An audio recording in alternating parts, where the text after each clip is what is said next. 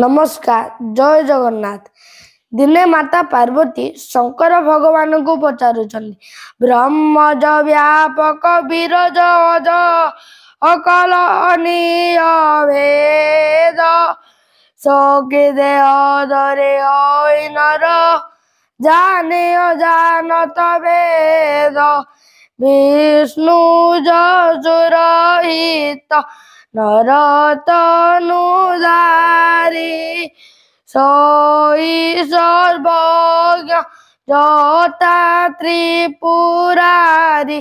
दिने माता पार्वती शंकर भगवान को पचारुचंती, हे नाथ, जो भगवान जल रे चेतन रे स्थावर रे अस्थावर रे जल रे बाहरे घरे बाहरे गछरे पथरे रे सबुआडे विद्यमान होई अछंती, से काहीकि नर रूप धरी अवतीर्ण हेले।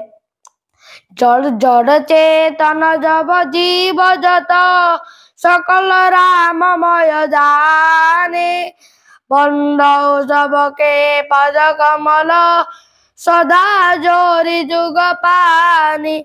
जय जय जगन्नाथ, जय जय जगन्नाथ।